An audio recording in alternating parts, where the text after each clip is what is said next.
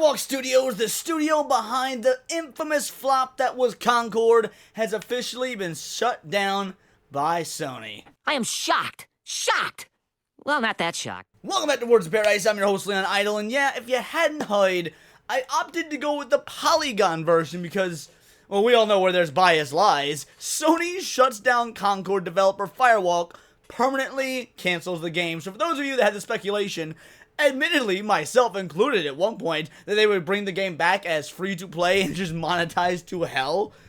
Nope, it's not even getting that. Sony Interactive Entertainment also shut down mobile dev Neon Koi. I'm going to assume that you are like me and that you have no idea who that is, and that really doesn't matter when it comes to this story. Concord developer Firewalk Studios has been closed by Sony Interactive Entertainment, according to an internal email from CEO Herman Hulst. The failed shooter has been permanently sunset, Hulst confirmed, and will not return. Even Polygon calling it a failed shooter. I mean, let's be real, there's no quotes here. This isn't a direct quote from Hulst.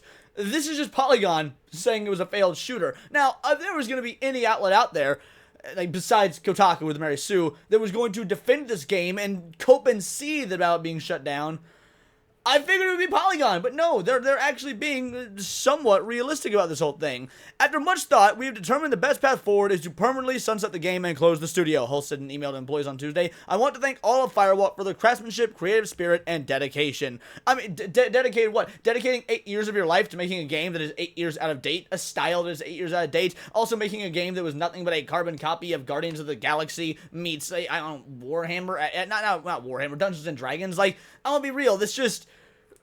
where was the creative spirit? I mean, what were you dedicated to? Just making what you thought would be the most generic game to appease the most generic of audiences? Hulst explained that after taking Concord offline in September, SIE, Sony Interactive Entertainment, spent considerable time these past few months exploring all our options. We had two options.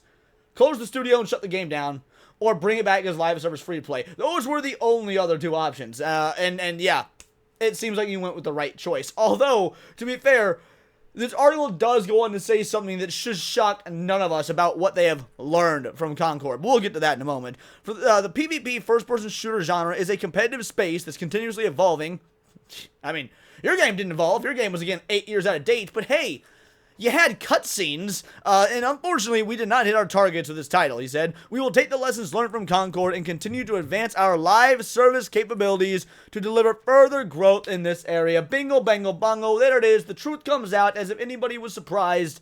Yes, they are going to continue the live service model. That wasn't the takeaway here, that live service is an objectively awful way for gamers to experience games. That is something that, again, it tarnished gaming. That has done nothing but, I get it. There are some live service games that people love that are good games. I'm not saying they're all bad, but as a general rule, live service harms gaming more than it helps it, and it is really only there to give gamers a usually free-to-play option that can be monetized and make you just trick your brain into thinking, oh, it's only $3 here, oh, it's only $4 here. What, a $12.99 battle pass? Sure, but hey, it's active the whole month, so that's 31 days of gaming where I can get these sweet-ass rewards. Do you guys remember the days of just paying, $49.99, $59.99, whatever for a game, and, you had the game? Yeah, Sony probably remembers those days, and they shudder the thought because they didn't make as much money that way. So by all means, just because Concord failed doesn't mean live service will not continue, much to the chagrin of gamers the world over. In a statement on X, Polygon still does the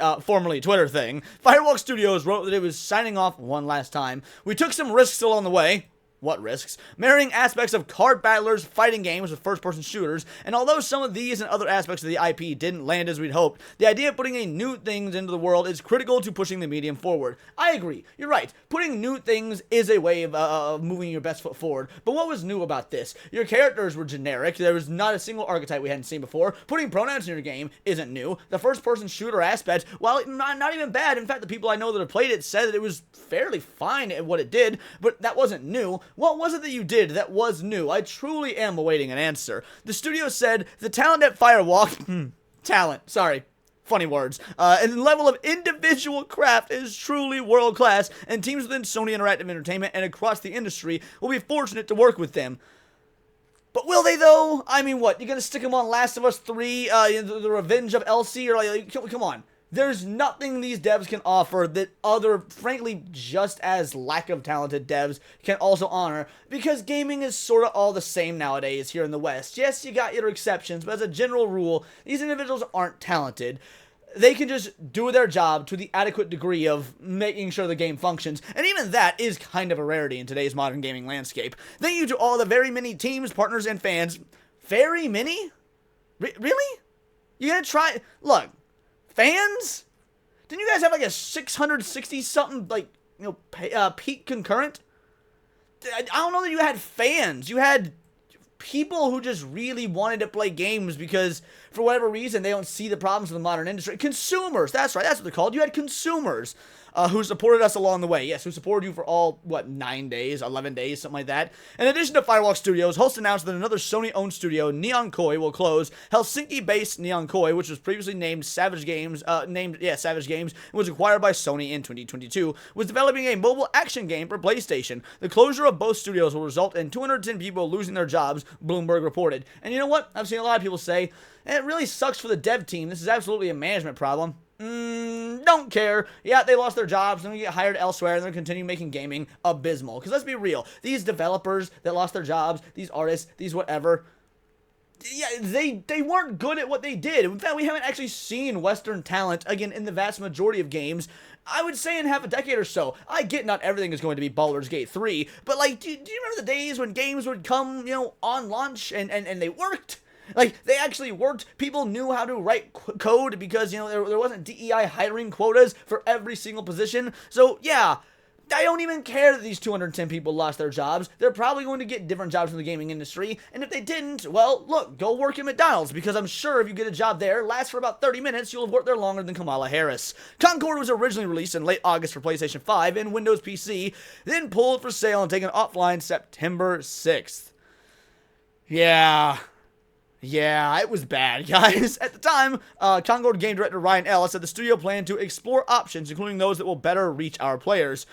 Again, to better reach your players, you need players. Like, I don't really know what's so hard to understand about this. Concord garnered headlines for its low player count on Steam at launch. According to a report from IGN analysts, estimated that opening week sales were uncharacteristically poor for a first-party game published by Sony. No, they weren't uncharacteristically poor at all. I mean, sure, if you add the qualifier for a first-party game published by Sony, but that's not what anyone looked at this as. Nobody looked at Concord and put it in the same, realm as Ratchet and Clank, or Jak and Daxter, or Killzone, or Uncharted, or even, God forbid, The Last of Us. Like, it was not ever going to be in that league, even if it was successful. Nobody viewed this as a first-party game. They viewed this as Overwatch with pronouns. How ironic as that even Overwatch, at least at the current time, didn't have pronouns. Like, that's what this is. It wasn't uncharacteristic. And again, it's not even about the pronouns. That's not what harmed the game. The game being a generic mess that offered nothing that hadn't already been available for the last almost decade is what caused it to miss the mark. The fact that it was in development for 8 years and cost about $400 million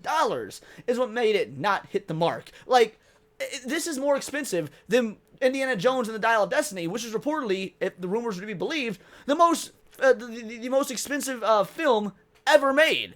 Yeah. Only about 25,000 copies of Concord were believed to have been sold. Amid bad press and decreasing player counts, Sony and Firewalk quickly pulled the plug. Concord went offline 2 weeks after launch. They're being generous here. I believe it was, like I said, 9 or 11 days. Either way, it didn't even make it the full 14, if I recall. Before Tuesday's announcement, Sony and Firewalk's plans for Concord's future appeared open-ended, leading to speculation the game could be re-released as a free-to-play game, which, I get why there was that speculation there. There actually had been updates to the source code that leaked and were found on the back end. But, yeah, no. Does anybody really care? I just find it hilarious. I find it funny. I don't care when studios close. I want to see more studio closures. Oh, Leon, that's so mean. Think of the children. They're not going to have food in their mouths. Their parents aren't working anymore. I don't care. Maybe if you just stood up to try and make a good game. Maybe if you just sat there, you put your foot down. Maybe if you didn't, adhere to all these modern day DEI practices. Maybe if you actually stood up as a coalition and said, we are tired of this industry being taken advantage of by people who don't give a shit, then I would have some sympathy. But until I see proof that that's what happened at Firewalk Studios, I'm sorry, I don't give a fuck. And I hope many, many, many other studios close until we finally see the gaming industry rise like a phoenix from the ashes, most likely from the indie scene. However, who knows, maybe AAA can get their head out of their collective ass at some point and realize mistakes were made, but I just don't see that happening anytime soon. So by God, let's just start letting these studios burn. But those are just my opinions. Let me know yours in the comments down below, or let me know on X, where you can find me at Bolt the Word. And please just subscribe. I am a nerdy news channel. I cover nerdy news every day. Not always about what's going on in the video game scene, but anime, movies, music, Magic the Gathering, you name it. Check me out on Instagram at wordsofparadise_Leon and become a member for $4.99 a month. You can join the Discord, choose the articles I go over on a day-to-day basis, choose the videos I react to on my Friday night live streams, and of course, get involved with over 140 other vital idols. We are a bright, beautiful, glowing, vibrant community that I cannot wait to grow even further, because we do care about diversity, but only one kind of diversity of thought. If that's interesting to you, join the Discord, hit subscribe, and until next time, it is all here in the Nerdosphere. This has been Words of Paradise.